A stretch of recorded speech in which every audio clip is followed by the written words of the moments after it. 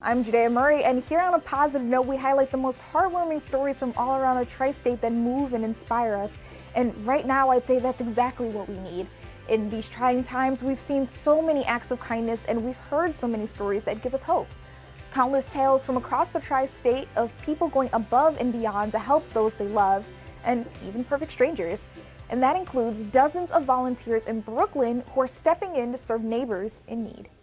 It's all anyone is talking about, and it's safe to say a majority of us have been impacted in one way or another by the coronavirus. People from work have been quarantined, so that's affected the workplace. I'm working from home today. The community here in Greenpoint wants to make sure their neighbors are doing all right. Danielle Franco is helping put together a list of people in her neighborhood who are willing to help others. I've just been thinking about people in the neighborhood who are probably going to be hit harder than I am on this.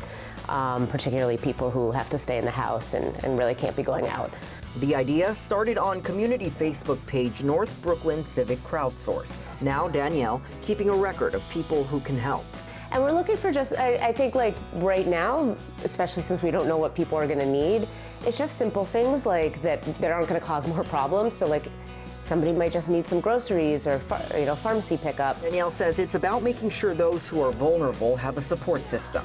She herself has two grandmothers in Canada who are limiting contact with people. But I'm also thinking about people who have to stay indoors, who might live alone, who might just be really lonely and just could use a daily phone call to just say hi and make sure somebody's looking out for them. If anyone needs help, they can reach out through the North Brooklyn Civic Crowdsource page. And while Danielle hopes no one ever finds themselves in need, she's happy there's a group that's ready to step in. And already following in her footsteps is 17-year-old Mae Foley. Hoping to be a helping hand for anyone who might need it. It just kind of felt weird not being able to kind of help out or do anything about it, so this seemed like the best I could do with my abilities. That's why she's offering to go to the grocery store, pharmacy, or anywhere else an elderly person might need so they can stay safe inside and reduce their risk of getting the coronavirus. I've basically just been walking through the neighborhood and surrounding neighborhoods, putting up flyers or reaching out to my friends and telling them that if they have any elderly friends or family members who live in Brooklyn to give me a call. Foley says she's currently on her school spring break, and with her free time, she felt this could be a good way to make a difference. My parents raised me so that helping others is just kind of second nature. So when I saw how much Brooklyn is being affected by this, I knew I wanted to do something to help, and I wasn't really sure what, because it's not that I know a whole lot about the virus or I could affect large-scale change, but I figure just doing something small is better than doing nothing. So far, she's had other people reach out telling her they too would be happy to join in and help with her deliveries, and she plans to help whoever and as many people as she can. That makes two of us. Another inspiring thing we've witnessed around New York, New Jersey, and Connecticut, restaurant employees working hard to make sure no one in our tri-state goes hungry, even though they too may be struggling. And that includes Mamajuana Cafe in the Bronx. They're feeding the kids who counted on school lunches to eat. Chefs are preparing bagged lunches complete with water, an apple, a sandwich, and a bag of chips, all for free. They always feed our kids. They always give that meal of the day. Some parents do not have enough to afford these meals. And why not give that hope and that help to the community? And there's a restaurant on Long Island that's found a recipe for making this dark time a bit brighter.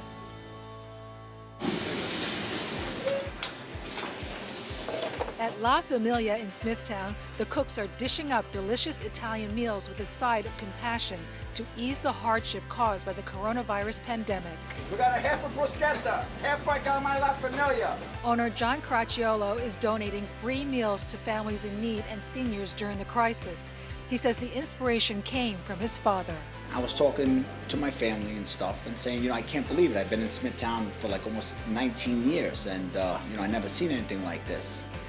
And my father turned around and said to me, John, it's tough for everyone. He goes, go and just do something good. Caracciolo put the word out on Facebook. Anyone in need gets a salad, pasta, and chicken meal free of charge. As soon as the orders started pouring in, the meals began flowing out of the restaurant into the community.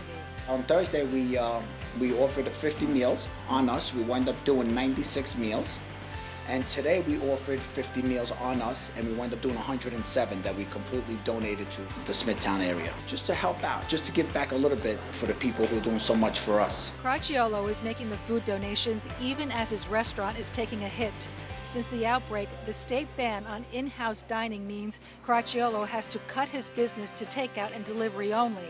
But La Famiglia manager Giovanni Devella says they can't ignore the need in the community. Had a lady who hadn't eaten in 3 days. A young girl who worked in a jewelry store with children, couldn't feed her kids. So many stories and so much heartbreak, and I'm just honored to be able to help. La Familia's payback? The smiles inspired by their acts of kindness. Meanwhile, Bona Ice Cream, based in Westchester, New York, is working overtime to deliver smiles and scoops right to your doorstep. Today is a really special day for us.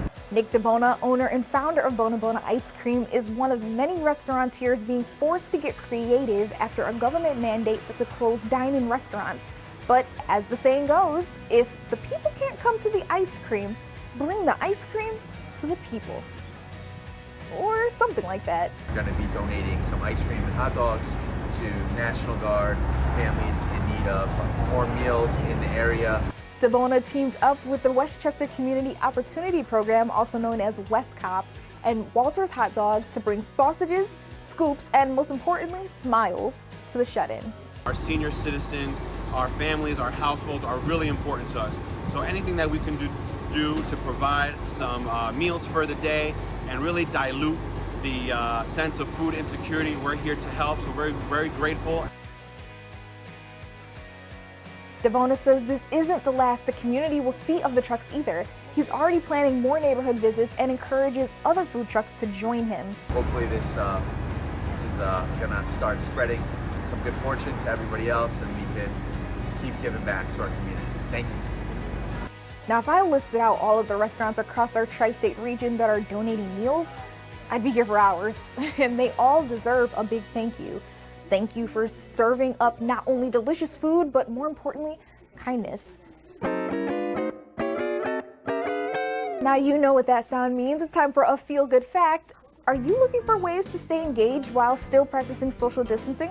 I've got the perfect solution. Head out on a feel-good field trip, a virtual one. There are dozens of online vacations and tours you can take around the world and beyond. This one lets you roam the surface of Mars, and you'll learn so much stuff along the way. But wait, there's more. Several state and local zoos have live streams set up so you can check in on their animals. Let's see what the sea otters are doing at the Georgia Aquarium right now.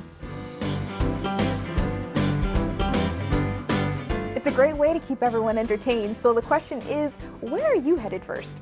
And that, ladies and gentlemen, was your feel-good fact. Now, speaking of social distancing, it's tough not being able to interact with friends and family. But there's one nursing home in the Bronx that's using technology to help keep residents connected. Check it out. I love you, Holly.